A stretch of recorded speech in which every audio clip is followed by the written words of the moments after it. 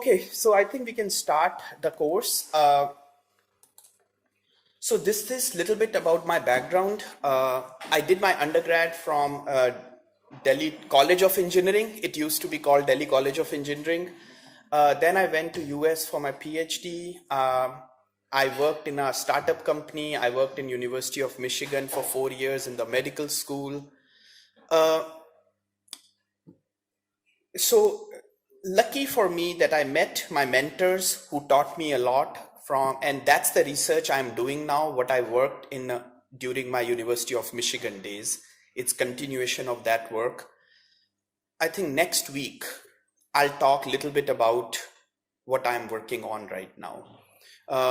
This week we are talking more about the problems, the challenges, and the work I'm doing. It's one potential solution to some of the problems that we are talking about.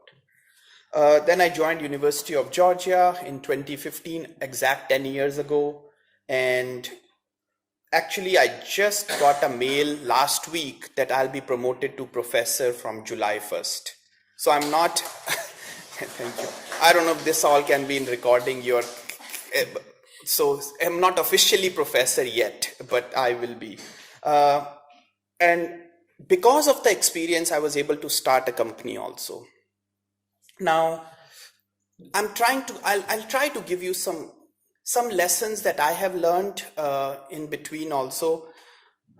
One thing I feel is you cannot just follow somebody's path. It's very difficult. Like if what I did, if you want to do that, it may or may not happen based on the opportunities you get or not, right? For me, a big decision time was one, do I go to US or not to finish my studies? Because I'm close to my family, leaving my parents and going to US, that's a big decision. Second, I was working in the startup company after my PhD, and then Dr. Bartlett, who was one of my mentors at University of Michigan, he contacted me and he said, I want to hire you at University of Michigan. So now I'm working in a medical device company and he wants me to go back to academia. So I was confused for a few days because it's changing my whole career trajectory from a company to a university. But Dr. Bartlett, Dr. Meyerhoff, my mentors, they are so well known in the field. I really didn't want to lose the opportunity of not working with them. And I'm very, very thankful every day that I chose that path. So I still don't know how to make decision, because what if I wouldn't have chosen? Because it'll happen with you guys also. You will find opportunities, but how to know what is the right opportunity? That's the tricky question. Only thing I'll say is be flexible and open-minded. Sometimes I meet people that they are so set in what they want to do. Maybe that's okay too, if you're really clear. You know, if you want to do research in one area and you know what that area is, that's okay, you have clarity. But for me, what helped me was that I didn't have clarity. I didn't know what I want to do. And I was flexible to the opportunities that came to me. So if you are really passionate about something and it's that is it that you want to do, that's fine. But I say sometimes you want to go here, but what if a really good opportunity comes there? I say it's okay to take that chance sometimes, maybe, you know. Okay. So your first assignment, forget the email address. I changed my mind. I'll tell you why. Don't worry about the email. So go home today and get this document ready. Okay. Yeah, take a picture of this actually. Don't take my picture, just take a picture of that. And I'll tell you the reason why I do this. So what we will do is, tomorrow when you come to the class, I'll tell you guys that email it to me now. The reason is that all of your emails will be together in my email. Because if I tell you, here is my email address, some of you will send it to me in next 1 hour, some will send me in midnight, it will be all dispersed through my email. But if you all will send it around the same time, I'll have it.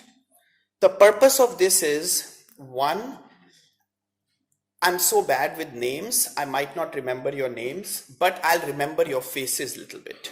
So if in this Word document you have your picture and this information about you, and a year from now, if one of you emails me that, oh, we met at this course, Gyan course, I can search your name and this document will come up and I little bit know who you were. Okay, so please bring this tomorrow for this class. Okay, so we are going to talk about translational research. It's a very interdisciplinary field. Professor Sharma talked about it. You already probably know this because you are biotechnology. Most of your backgrounds are biotechnology. When we are solving most of the issues with these biomaterials type work, you need people with materials background like polymers or metals or ceramics. You need people who understand microbiology or blood or bacteria, infection. You need people who understand animal models or the clinical problems in the field. So you might need mechanical engineers. So such vast and there is no way that one person can be an expert in all these different areas. So learning to work with a team, and trust me, lot of times I have felt that working with people is very easy and lot of time it's very challenging also. So you might find people who think like you, and you might find people who don't just think opposite to how you think. So I think those issues prevent science to move forward fast. So I say start developing the skills of teamwork. When you go for job search, people want you to be independent, that you can make decisions, you can lead the projects, but a lot of time they also want to see your team working skills also. You need both. At times you should be a leader, at times you can be a good team player. So and I'm just saying, science and real life, it's both places you need this teamwork. And I have stories which I will tell you tomorrow at 10 o'clock, okay? Now we will discuss a little bit about different types of materials, little bit about challenges, like if blood and material interact, what happened, if infection happens, how infections happen, some of the testing methods, in vitro testing, animal models, and some of the applications of biomaterials. I would also like to talk a little bit about my experience with patents and technology transfer, a little bit about startup company, so we can discuss some of these things in the course. Now, translational research, I think maybe around 20 years ago, it was like a buzzword. So what was happening was, so I think most of you know National Institutes of Health, or NIH. It's a big, most of our grants come from NIH to do this type of work. So they give decent size grants in $1 million, $2 million, $3 million grants. And what was happening was people were getting these big grants, and then they are publishing papers, 2 papers, 5 papers, 10 papers, when they get $1 million grant, $2 million grant, and that's it. So then NIH started talking that no, we want to do something more meaningful, more application research that can come to market soonish. In next 5 to 10 years, there is a potential of bringing something to market. So they started talking about translational research. So from bench top to bedside. You're doing some experiments, and then in next 5 to 10 years, you are hoping that to come to market. So we'll talk a little bit about that in the course. So this is a really good book. You don't have to buy it for this course, but a lot of the slides I have, they are a lot of the information I'm going to talk. It's from this book. It's like this big book. A lot about biomaterials, and very useful resource to have for you guys if you want to have it, not just for the class but for future, for your field of work. Another thing I'll say, I had to prepare so many slides for this course. I have tried to cite, most of the slides are not my own drawings. Okay, these are the pictures and information I have taken from internet, from this book. If I miss some citations, I'm sorry. My work will be, I'll talk about nitric oxide releasing materials. That's my lab's work. I'll show you. But most of the other work is all, I took it from internet. And if I miss some citations, I'm sorry. And I hope I covered most of them. So when we talk about biomaterials research, how many of you actually work in biomaterials? Not biotechnology, but biomaterials, making medical devices or implants. So what do you work on? Sir, I am making biosensors devices. Okay. Sensing devices. Implantable or not implantable? Implantable, liver, etc. Oh, wow. Nice. Okay. Anybody else? Okay. So good. So when we talk about biomaterials, this is like some of the research areas, and there are many more. I just try to think of some that when you talk like blood compatibility, infections and biofilms. If you have an implant urinary catheter, it's going to get infected, right? Stem cells, tissue engineering, cancer research, cardiovascular type work, biodegradability, biocompatibility. These are some keywords. If I think about biomaterials related research, these are some of the things that come to my mind. Drug delivery, biomimicry. Professor Sharma was talking about biomimicry, right? Wound healing materials, cell material interactions. All these are important things to think about. So if you are working in this field, a little bit change of topic. We were just having a discussion that how biotechnology is not a very highly ranked field in India, which is very surprising to me because I think in US it's a very, very desirable field. And if you think, no matter there are buildings or trains or they are there or not, engines, we all will always be worried about healthcare. So I think this field is very powerful. Human beings will always be worried about healthcare. So I think you guys are smart. Even though the field is ranked whatever in India, I think it's a very, very, very important field. Other fields might have future or not, I don't know. This field should always have a future. So this is just an example of how advanced our biomaterials, biomedical engineering field is becoming, that we have, like she just said, artificial liver or sensors, right? So many different implants we can have.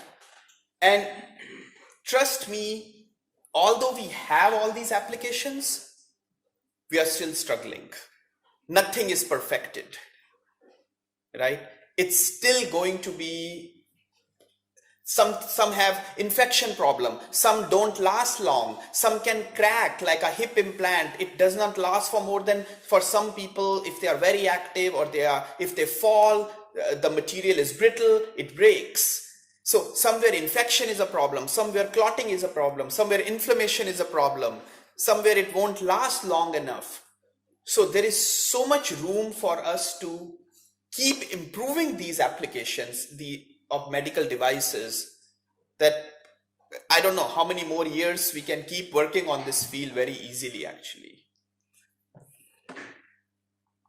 And I think you are going to get all these slides. Yeah.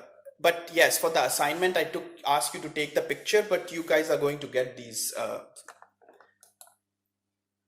Now, I also got this recent data. In US, healthcare spending in 2020 was $4 trillion, and in India, it's $80 billion. And in 2024, medical device market was $200 billion in US and $15 billion in India.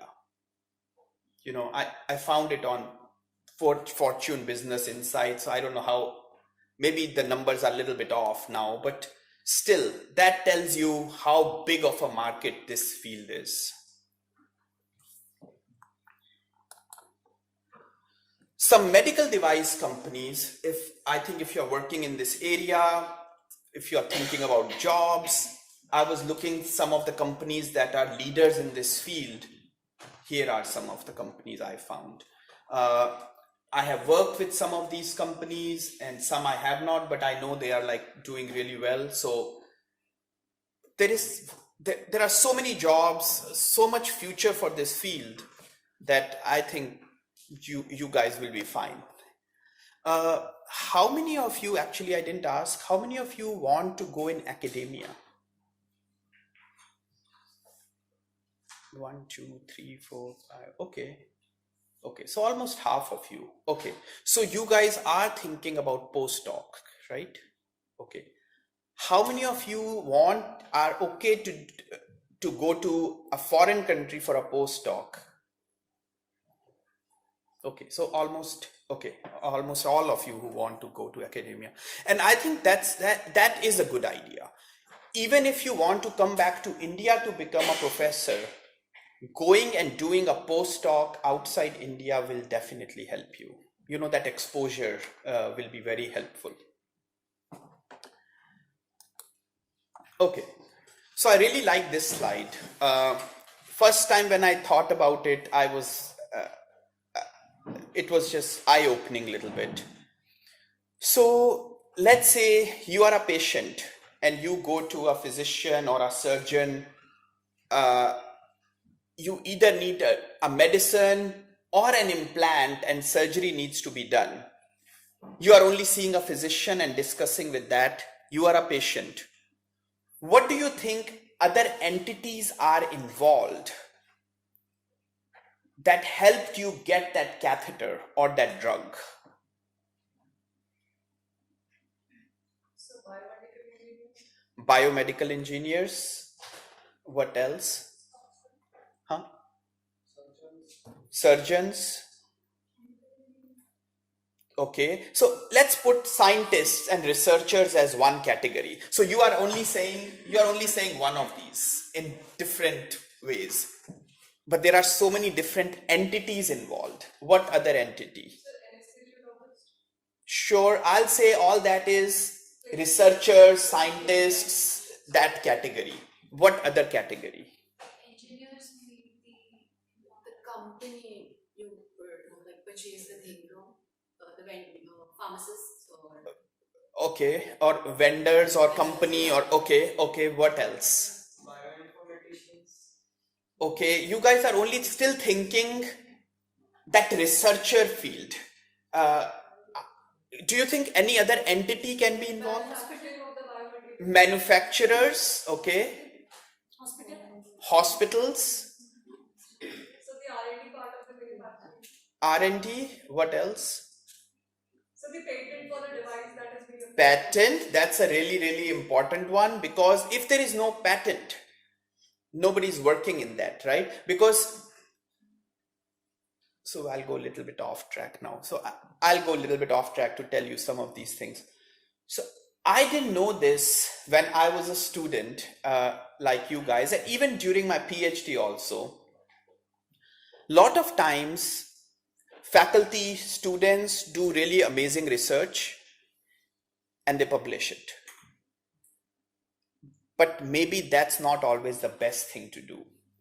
Because if you did something really novel and you feel after looking at the literature that, nobody has done this, I made this new material, which is stronger, better, cheaper. Whatever you did, the material is novel in some way. Maybe filing for a patent should be the first thing you should do. I don't know at DTU how it works. In my university and most universities in US, we have a patent office that help you, technology transfer office, innovation gateway. In my university they are called. So whenever my students do some work, we discuss and we feel that this is pretty novel work, we email the result findings of our work to the office, and that office does the literature search for us and tell us, yes, it is very novel, so we will be filing for a patent for you guys. So the university takes all the responsibility of filing and spend money to file for a patent. Once it's filed, that application for patent, now you can publish the paper. But if you publish the paper or you go and present it any conference, it becomes unpatentable. Okay, so sometimes I feel professors don't know this, sometimes students don't know this, sometimes universities are not very supportive of this, but that kills the technology, I think, for everybody. Because if you publish a really novel thing and it's published now no company would want to even make a product out of it, because they have nothing protecting them. It's information already published. There is no patent.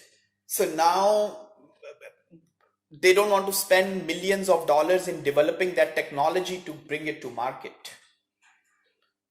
So I feel patents are very important, and you should definitely consider discussing with your mentors if you think your work is novel. Okay, what else?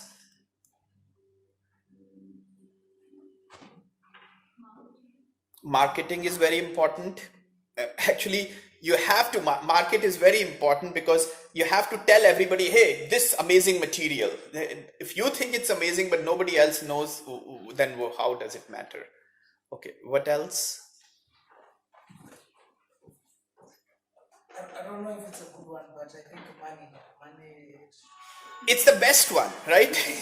No money means you cannot do anything. Okay. I'll talk later on next week, I think, a little bit about it. Lot of technologies, great technologies, don't become a product because of lack of money. So we write grants. So NIH also has SBIR grants, or for small businesses grants. Everybody is always saying my technology is best technology. So you have to really compete for that pool of money to say that no, your technology has a potential to come to market. But a lot of time, even that money is not enough to bring something to market. So I think money is a big bottleneck for bringing these technologies to market. So because any research, resources, people doing the work, it's all running on money. So money is very important. What else? You guys are forgetting a very important entity. Human resource. Sure, but very important. Like investors, money. Okay, still what else? Yes, government and regulatory, or FDA, to give you all the approvals, right? So companies, lawyers, we didn't talk about lawyers. So lawyers are very important, because when we file for these patents, so when we work, we don't have a law degree, right? We just say, hey, here is our finding. So our universities have these patent attorneys that they work with, who help us file the claims of a patent. And they have their fancy language to cover as much as possible. Because what happens, if you file a patent and you don't cover a lot, somebody can read your patent and find a way around it. For example, if you say, oh, if you mix this compound in polyurethane, you can make this. What if somebody now uses PVC?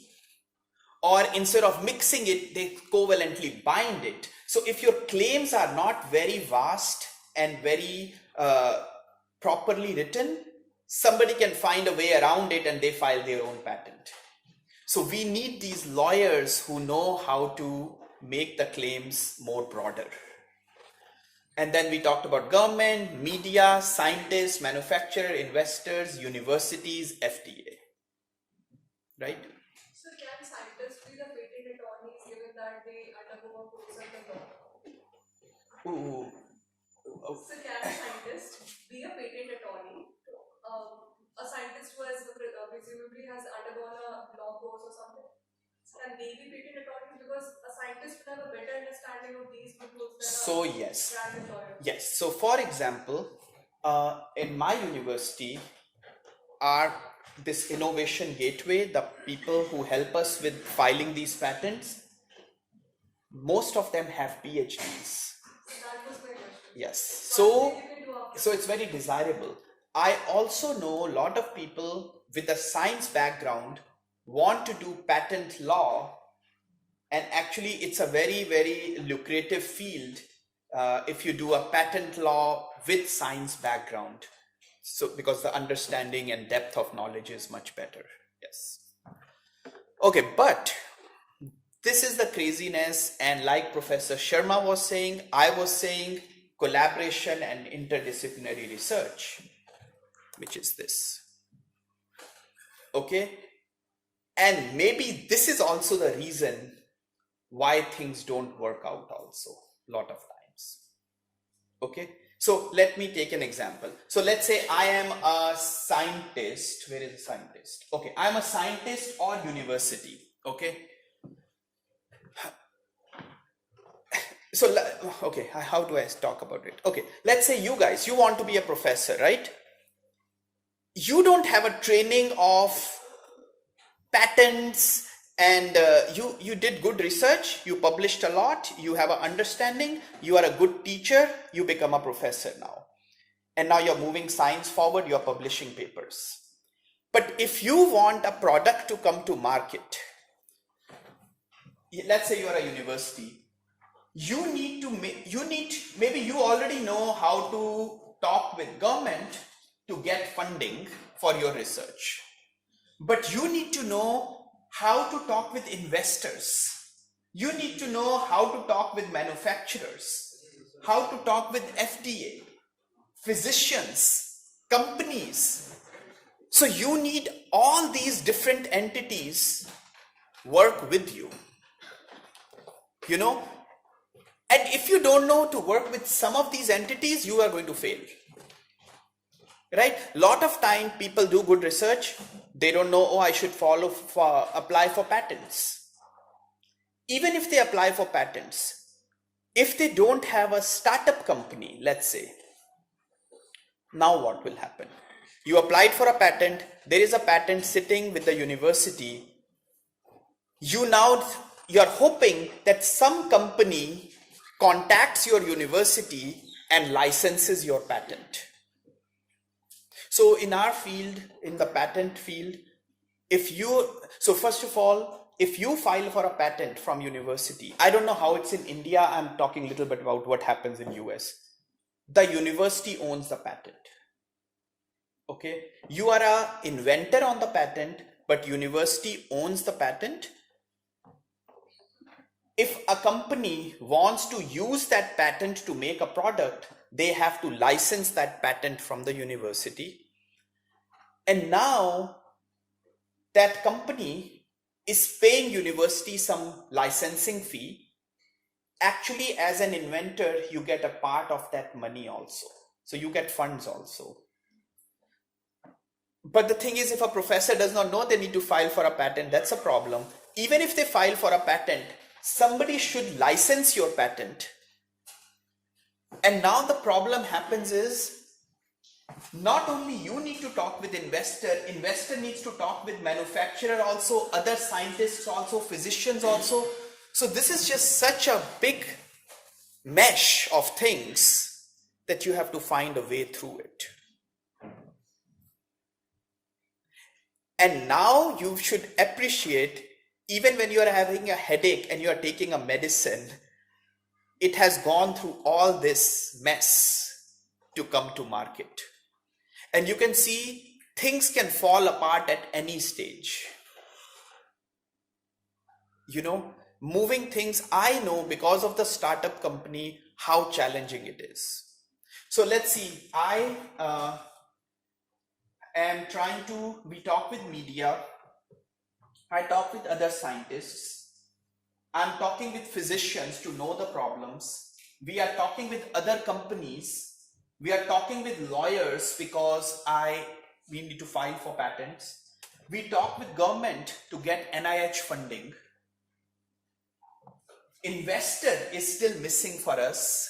So we have funds, but those are not enough funds to bring something to market, to go to clinical trials. I still need a big investor to help me. So everything else I understand, sort of, or I have people in the company who are helping me to understand all these different things. But one thing is missing, and that's making us struggle. And even then, even if that happens, will we be able to get a FDA approval? Then will our product will be a successful product in market? So bringing anything to market, it has just made me even more impressed when something comes to market, that it's so difficult bringing products to market. So this just again, whatever I have said before, how you need teamwork, and needs to be a flow to work with different people. From my own experience, I have seen when I was working with my mentors, one was a chemist, one was a surgeon, and their way of thinking was very different. When my PhD mentor, she was a different type of thinker. My other two mentors were different type of thinkers. My more clinician mentor, Dr. Bartlett, he won't believe anything until it's showing promising results in animal model. But my chemistry mentor, he was more about, did you do NMR? Did you do FTIR? How is your material properly synthesized? Is it pure? He talked very differently. So, and I have seen in meetings, sometimes people disagree with each other so much because they are talking their own language, what they understand. And that tells me, when we write proposals to NIH and scientists are reviewing those proposals, what type of person is reviewing your proposal make a big difference. If a chemistry heavy person is looking at it, who's a chemist, they are going to find problems. Oh, you didn't synthesize this properly. What is the purity of your material? If a more surgeon is looking at the proposal, they are like, your science, your material can be fascinating, but I don't think so it will be successful in this animal model. So going through all this, I'm learning more every day that it can be all such a challenging task. So common denominator in discussion, biomaterials is, so if you think about biomaterials, biocompatibility is a very important factor, right? That material needs to be biocompatible. It should do the job in the body that it's implanted to do without causing any harm in the body, right? And that's what we all are trying to do. Make a material that's not expensive, and that is compatible, that does not cause any toxicity in the body.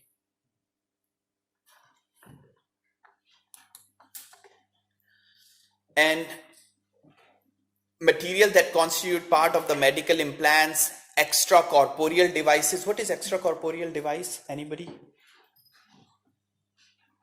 So extracorporeal device is outside the body. For example, when people are getting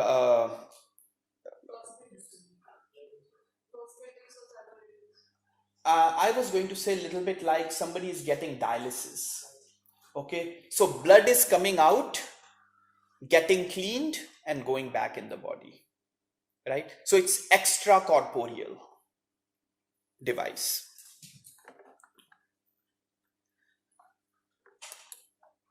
Okay, so biocompatibility, ability of a material to perform with an appropriate host response in a specific application.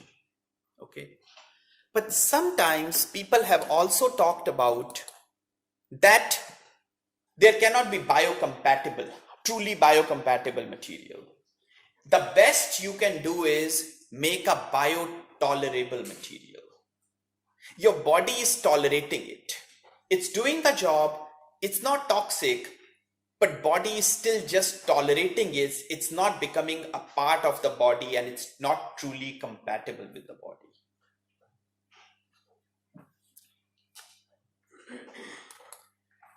So, two important factors for biocompatibility. Device or material does not inflict harm to the organism, of course, and it performs its intended function over the required period of time.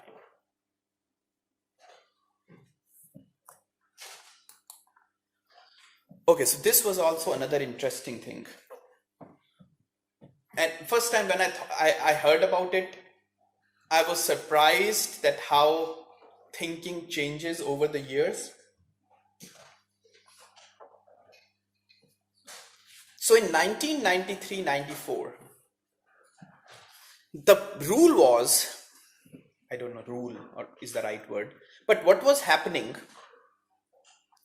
that these companies that were making polymers for medical device manufacturers were accountable if the device was failing.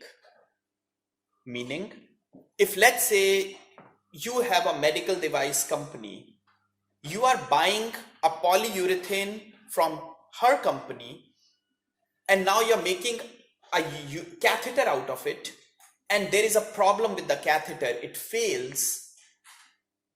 It was her fault because she was supplying the polymer to that company, which is kind of wrong because the company is using that polymer to make the medical device. If medical device is not working, it's the manufacturer's mistake, not the raw polymer person who's providing the polymer. Right? So that was happening in 1993, 1994. You know? So then in 1998, they signed this Biomaterials Availability Act, which corrected it to that basically if this company is manufacturing that catheter, if catheter fails, it's the company's fault. It's not the raw polymer company's fault if that catheter is failing. Okay, but the supplier can be accountable if they act as a manufacturer also. So if they are making a raw polymer and manufacturing the device, now they can be at fault. If they are seller of the device, so they are making raw polymer, this company is making the catheter, and this raw polymer company is selling the catheter. Now they can be at fault. Or they fail to meet specification. They are saying my polyurethane is this hardness, but it was never that hardness, it was a different hardness number. So they misinformed the company. Now they can be at fault. And also, if they have substantial economic ties with the company, then they can be responsible, which all makes sense to me at least, you know. But interesting that these rules were not common sense in 93, 94, and they had to make these rules. Okay, so overview of biomaterials, you know, it's such a vast field. Most of the things you can think about in these medical devices, they are all biomaterials. stents, catheters, hip implants, lenses, dental applications, extracorporeal, tubings, vacutainers, syringes. Do you guys know what is a vacutainer? Vacutainer? Yes. What is a vacutainer? Yes. So this is like a tube which has like little vacuum suction. So you can just, instead of syringe, you use a vacutainer to draw blood. It just sucks the blood through that tube and with that vacuum pressure. So all this is biomaterials. And they all have their own challenges. I have worked with stents. You guys know why stents are used? We'll talk about stents in next week, I think. But stents they go in the blood vessel. They can get clotting. So there is a problem with that. How to prevent clotting from happening in the blood vessel on the stents. Hip implants, they are load-bearing implants. So now they can crack or not function properly or get infected. So there is a problem with that. So, all these fields have so much challenges that we can help solve these challenges. So how do we take care of gender bias in development of hormones?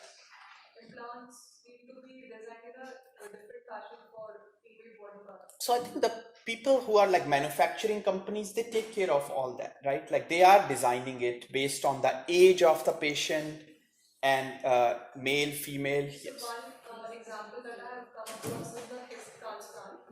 It fails 1/3 times more in females than males because of the different size and everything. Yeah. So they essentially make it the same size, implant it the same way, and it fails more in females. So that I think brings to a different question. Lot of time I have felt lot of these manufacturing companies, for them science is important, but profit margin and all that is also more important, and we can discuss this tomorrow. Application in dentistry, titanium posts, and so all this is biomaterials. Extracorporeal devices. So I talked about my mentor, Dr. Robert Bartlett. He's known as father of ECMO. This is something ECMO, and I'll play a video also by Dr. Bartlett's video about ECMO. So basically ECMO is babies who are born premature, their lungs are not developed, they can be hooked to this machine, extracorporeal membrane oxygenator, to try to oxygenate the blood and give baby time for the lungs to develop. But the blood is coming out, getting oxygenated and going back in the body, right? That's one example. Dialysis patients, another example. So I have a collaborator, we are trying to work with him on microfluidic artificial lungs. So that's that picture that we are trying to work in that field. So all this, and in these type of applications, one of the big challenges is how blood not to clot inside these devices. See, when blood sees a foreign surface, it likes to clot. When you see, we talked about this vacutainer. These vacutainers have anticoagulant in them. Because if I try to draw your blood right now in a syringe, blood will clot immediately in the syringe. Because when blood sees a foreign surface, it wants to clot. So you need anticoagulant to prevent blood from clotting. So how to prevent blood from clotting in ECMO when blood is coming out of the baby through the tubes? It should not clot.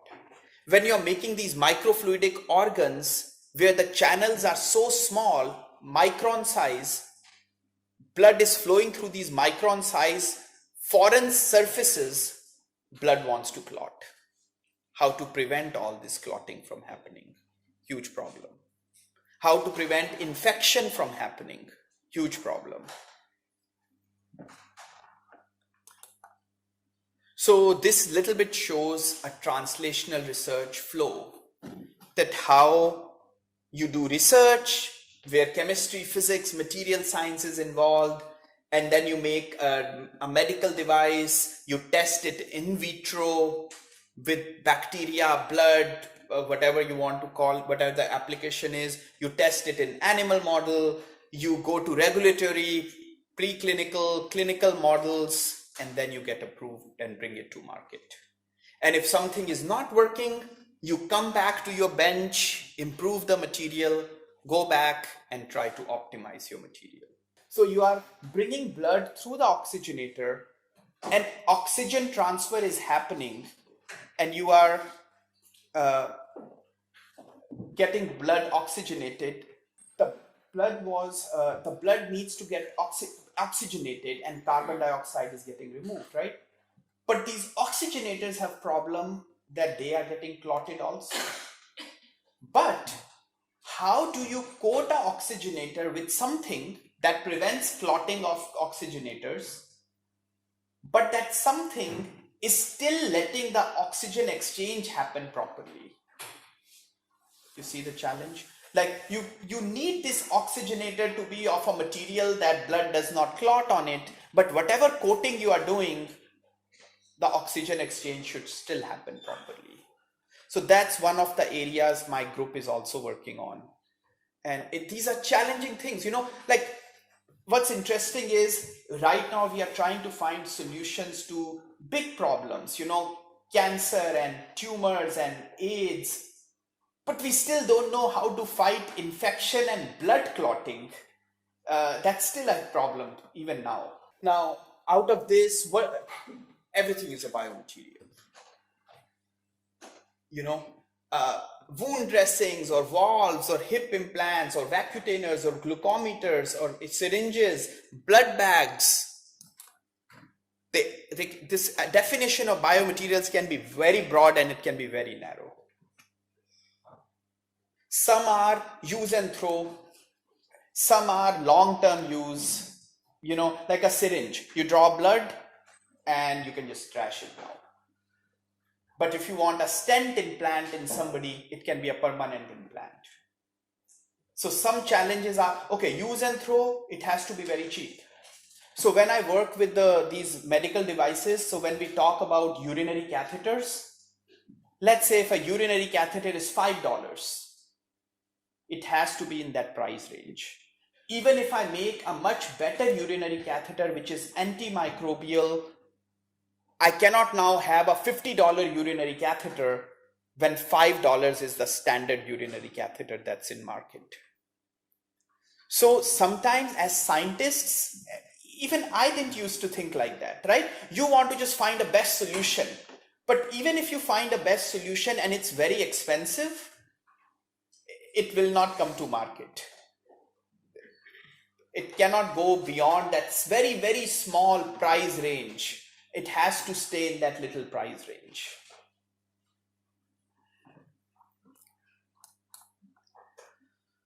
So this is a few years old table, I think, but I just thought I'll just share it. For example, there are 1 billion catheters used. Maybe the number is a little different now. Maybe it's 0.7 billion or 1.5 billion. But the point is, if you say, oh, only 5% catheters get infected. Okay, 5% of 1 billion, right? It's still a very, very big number. And the market is $20 billion for catheters. Stents, 1.5 million. Some of the biomaterials used for different types of applications, PVC, silicone, titanium, stainless steel, some common materials used for different applications. And science is moving so fast, we are trying to bring new materials to market, but still some standard polymers, metals, they are still in market.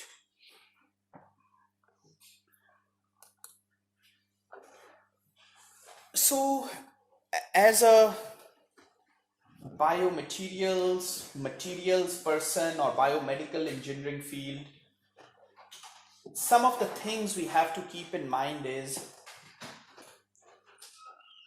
see, again, it brings me to the same thing. Why I feel so many things don't come to market or research is not successful. You need collaboration.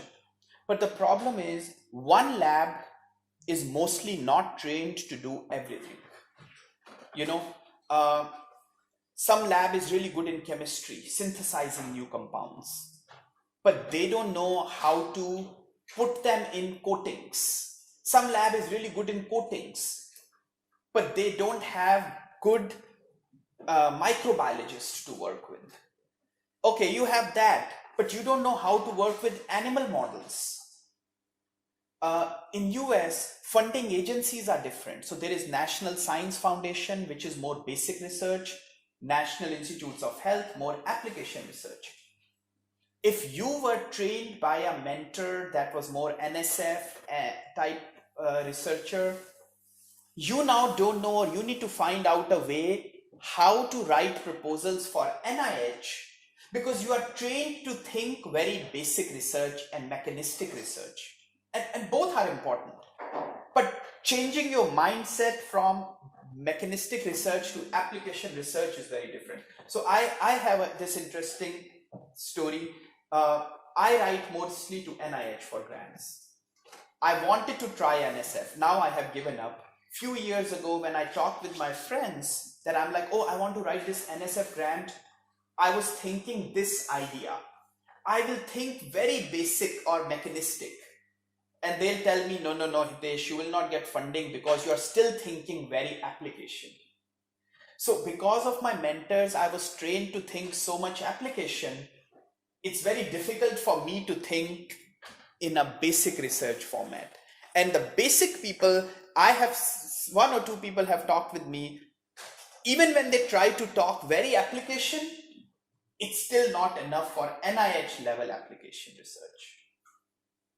So working with all this system is, I think, the bigger thing. Sometimes, you are so good in your, Swami Vivekananda's story, I think, right? That a frog in a well, like they think that, oh, this is the whole world for me. Sometimes we feel, oh, I'm an expert in this field, which is great. Of course, we need experts. But then, just being an expert in one field, you still need people who can help you in a lot of other things, especially to solve these biomedical engineering issues. So for example, we need to think about surface wettability, hydrophobic surface or hydrophilic surface. What is the ratio of hydrophilicity, hydrophobicity? Self-assembly, charge on the surface, roughness on the surface. For some applications, you need rough surface. For some applications, you need smooth surface. Any example? Can you guys give me an example? Where you need a smooth surface, where do you need a rough surface? An example of in vitro culture, we require a negatively charged surface and adherence in all. So it's kind of a protein coated, so I would say it would be a rough surface. Okay. Any other application? A more implant type application, where you think a rough surface is better or a smooth surface? A smooth surface is better.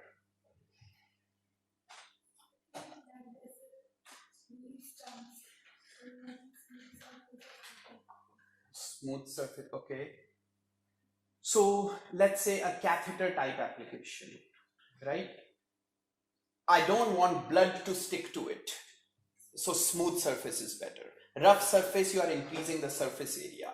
But if you have a metal implant where you want the cells to grow on that implant, you want a rougher surface is better. For our blood material interaction field, you open Google Scholar and you search, people have tried all the types of surfaces and they still get clotting. People have tried smooth surface, rough will get clotting anyways, hydrophilic surface, hydrophobic surface, slippery surface. anything you try, blood will eventually clot on the surface. So what functional groups are on the surface, what receptor sites are on the surface, all that is very, very critical to our field of work. And I'm talking from one angle, but whatever fields you are working on, you can probably relate to it, that some of your applications you need this type of surface and some applications you need a different. I try to make the talk more generalized, that depending on the application, you have to fine tune your surface properties. When you are doing surface modifications, you are thinking about self-assembly, immobilization, plasma treatment, photoreactions, layer by layer, spin coating. So you can imagine that it's just too vast. And this is just material science, surface science. Now, even if you make a material, now you need a good collaborator to test it. And then I have seen a lot of time, what happens is finding that right collaborator is tricky. See, for you, this project is high importance, most importance, right? But your collaborator might be working on 8 different projects, and this is one of the 8 projects. And you all have faced it probably, I'm sure. So how to move? Some collaborators are very aggressive. They want to move at very fast pace and you cannot keep up with them. Some collaborators are much slower than where you want it to be. And now collaborations fail. A lot of common characterization techniques used like SPM or AFM, atomic force microscopy, contact angle, infrared spectroscopy. And again, lot of time, maybe you guys are, you don't use them and you have technicians to use these techniques. Is that correct? It depends, right? So I'll only recommend you guys one thing. That's totally fine. But you should still know the technique very well. I tell this to my students also. If you have a manuscript, there are 5 authors on the paper. If you are an author on the paper, especially if you are a first author on the paper, you cannot tell, oh, the third author did this for me. I don't know how they did it. I mean, it's okay, the third author did some characterization for you, but it's your job to at least get enough knowledge about how it was done. Maybe you can sit with them and look at them doing it one time. You should still understand the results. That's the responsibility, at least, of a first author. And actually, I'll say, even if you're a third author, most of you are doing PhD or want to do PhD. Even as a third author, you should not just be blindly doing studies for your first author. Right? You cannot say, oh, the first author gave me this material and said, do bacteria study on it. You have no idea what that material is, and you just did it because they told you to do a bacteria study with it. It's still your responsibility to understand, because otherwise there is no difference between a technician and actual PhD level researcher if you are just doing it blindly like that.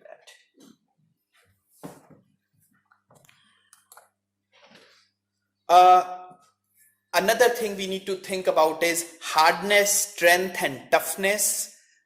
Again, I'm talking about material properties, bulk properties, surface properties. Hardness is, can your material resist permanent shape change?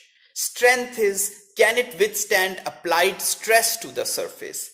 Toughness is, what is the maximum amount of energy it can absorb before it fractures? Lot of times when you are using a hip implant or knee implant or load bearing implant, these type of application studies become more important. So different types of materials that we are using in our field, right? They can be metals, they can be polymers, they can be ceramics. Okay. Which one do you think is the most common type of biomaterial out of the 3? So metals or polymers? How many say metals? Okay. How many say polymers?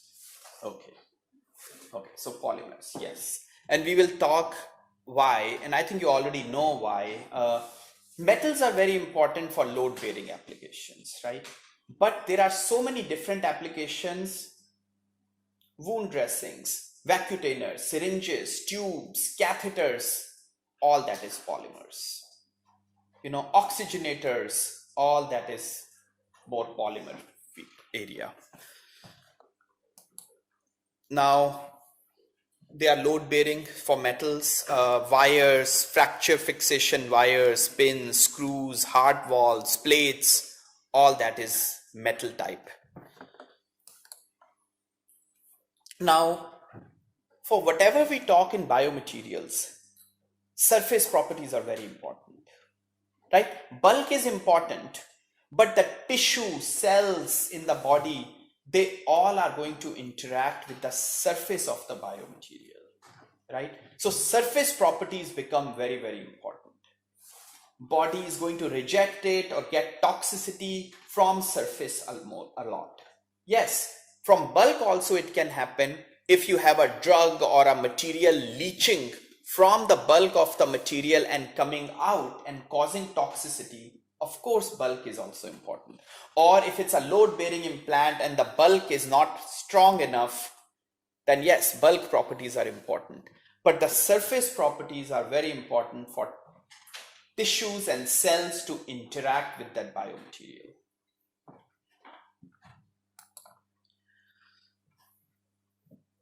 I think we talked about this. Designing load-bearing orthopedic and dental implants, high tensile strength of metals.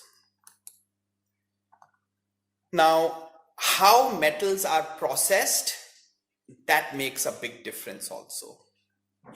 Cold working of metals such as rolling or forging can make the material stronger and harder, but it becomes less ductile. So you cannot make it in the form of wires that easily.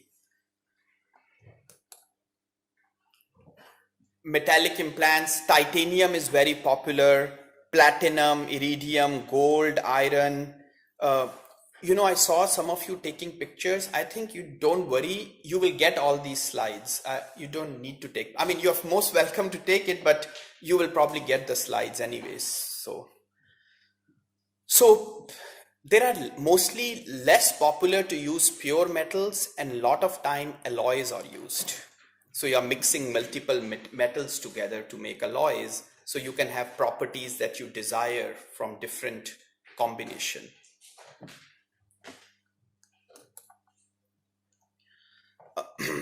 Pure metals are sometimes used, not common. Alloys, like examples are cobalt, chromium, stainless steel, titanium alloys. There are some common examples of alloys that are being used.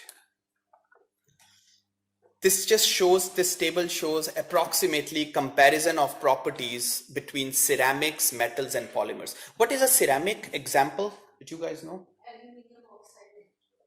Okay, that's a very scientific answer. For a common person who does not understand all this high chemistry. Or, plates in the house, right? That's like a ceramic material, right? So metals we know, polymers we know, those are ceramics, right? And what is a very common property of a ceramic? Very brittle, right? Like the plate, if you drop, it can crack it, right? So that's like a common, easy to remember, that's a ceramic category. So yeah, these are some examples of hardness of these materials is little low, this material is little high, ductility of this is low, this is high. So just a little comparison of different types of materials.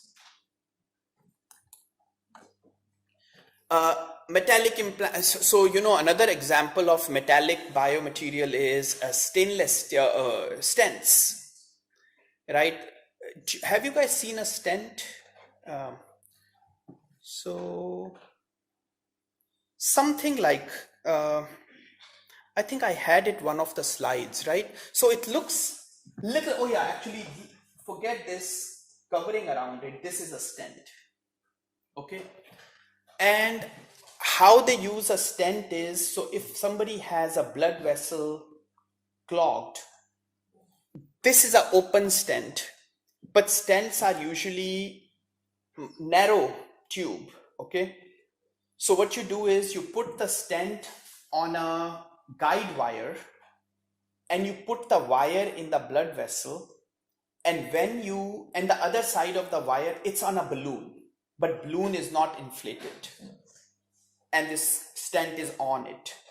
You take this to the right place where that clotting is happening, and you inflate the balloon with a syringe, so that when the balloon inflates, it opens this stent. And once the stent is deployed or open, it cannot be closed, because you balloon again and bring your wire back, and that stent is open in the place where it is supposed to be. So again, little bit load bearing application where it needs to stay open and keep the blood vessel open so blood can keep flowing through it.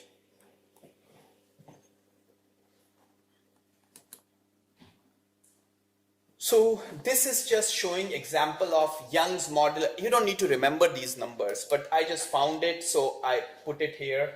Different types of materials have different Young's modulus and yield strength, tensile properties.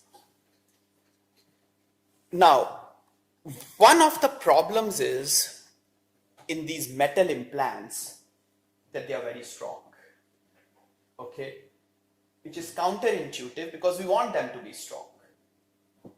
But what happens, for example, stainless steel is 7 times stronger than the bone. But now what happens is, if you have a bone, this is like a bone, and in between you put a stainless steel implant, which is 7 times stronger than the bone, it can cause bone loss, because this strong part is doing more work, and it's making the bone around it weaker, or bone loss can start happening. Okay, so that's called stress shielding because of this strong bone that we have, or this implant that we have.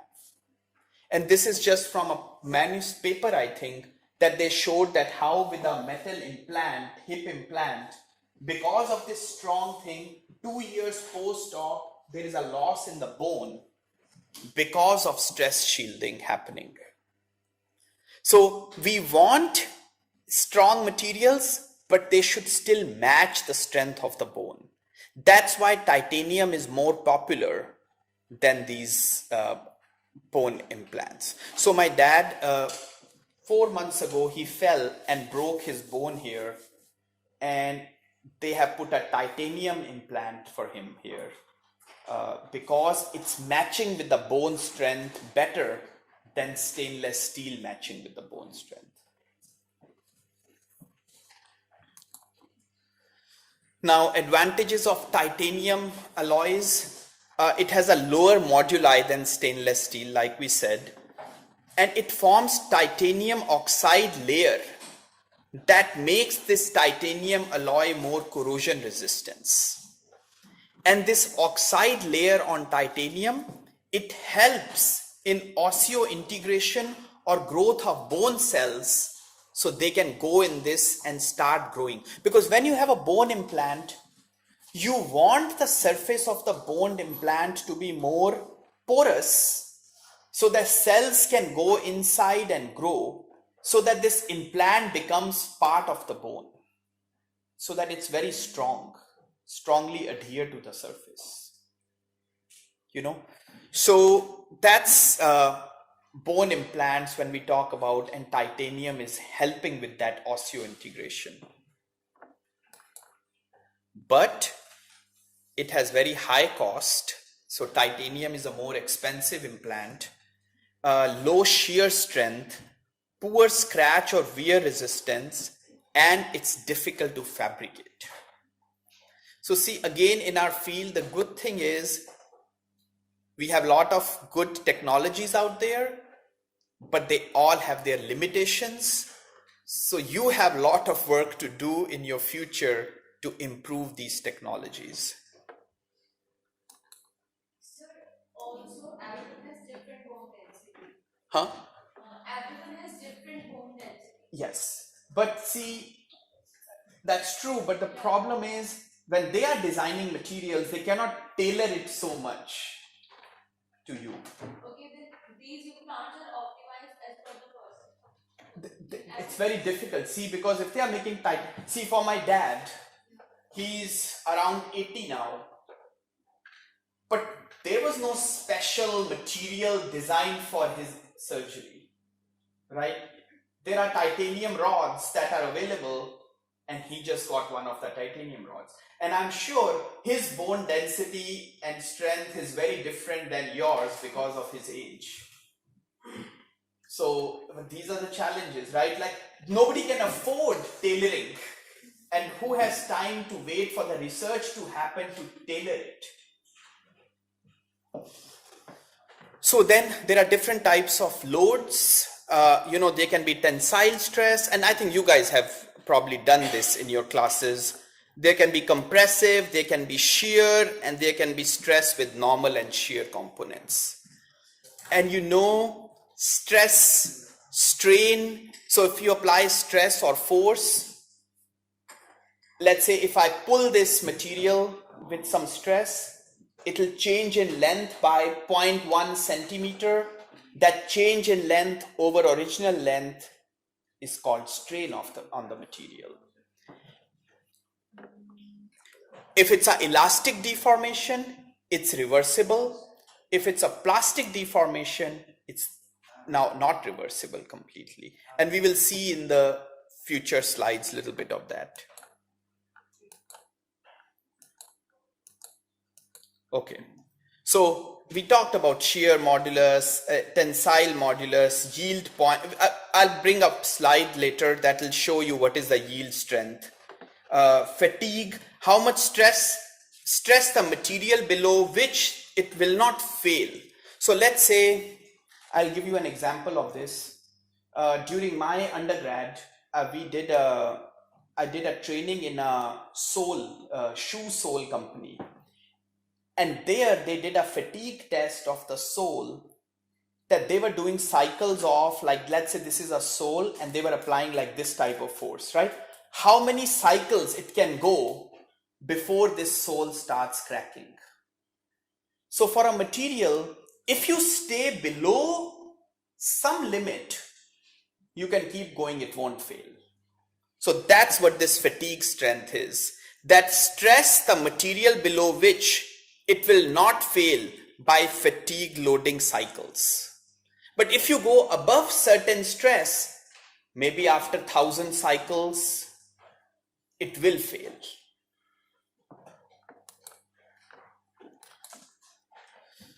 Then, for example, for tensile test, you guys do UTM, anti-melt tensile testing machine. You guys have it probably here, right? UTM, Not in the biotechnology department. But in mechanical engineering. Okay, yes. So to test the material, see, even when we make catheters, we always do this type of study. Because to get an FDA approval, even a catheter, which is not even a load-bearing device, but still there is a requirement that my catheter material should have this much tensile property, right? Because you don't want somebody has a catheter implanted and for some reason it cracks or breaks, that's a huge health risk. So now when we are making catheters more antimicrobial or hemocompatible, blood compatible, we want to make sure that tensile properties are not changing. So we do the tensile testing with the catheter by itself and the catheter that's loaded with our drug molecule in it, and we still want to stay in the same strength that FDA has guided us to stay. Because yes, maybe your material is amazing, but if you're making your catheter half the strength, then it will never pass. You're making the material worse in some way while making it better in some other way.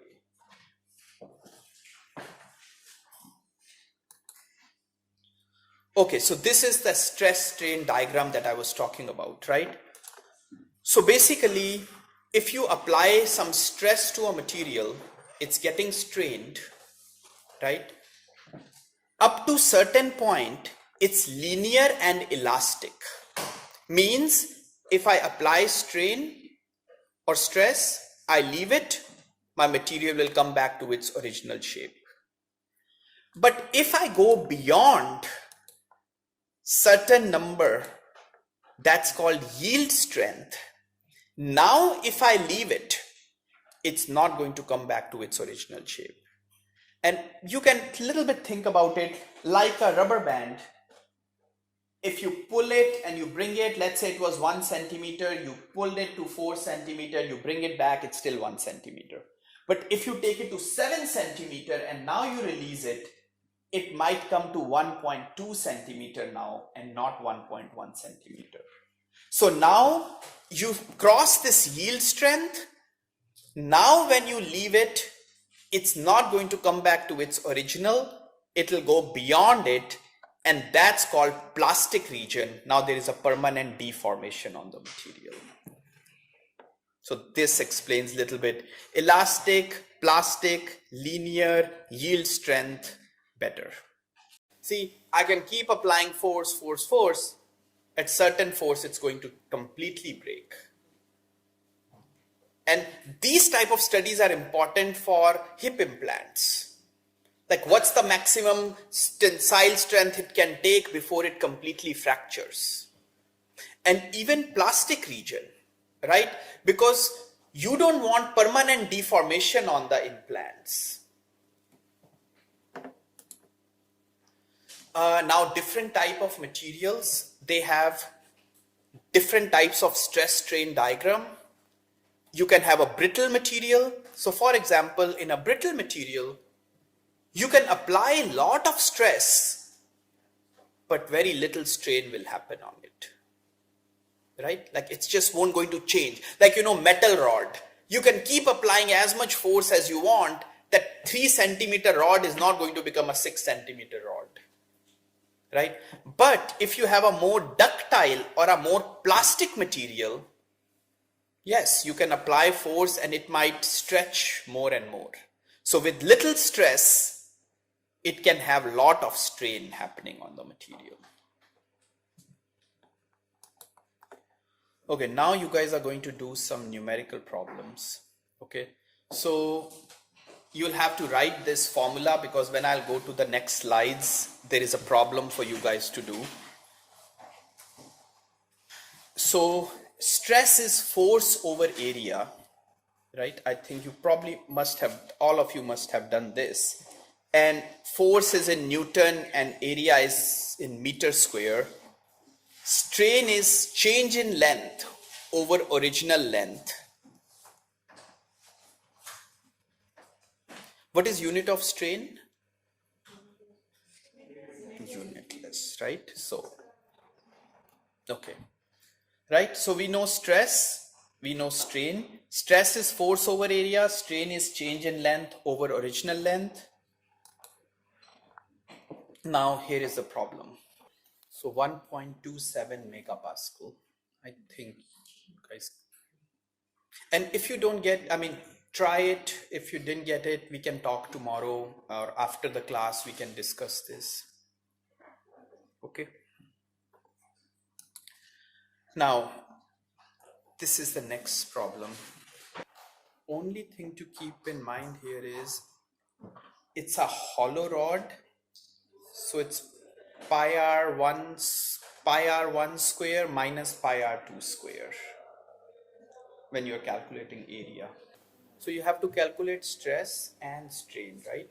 So for stress, we know force, we know area, pi r1 minus 2 square. And for strain, it's change in length over original length. So we know change in length. How much is change in length? And what is the original length? So you convert it to millimeters, so they both are in the same unit.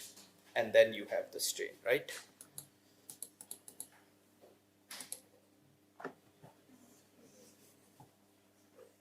see if you didn't get it, try it. If you don't get it, we can talk later today or tomorrow.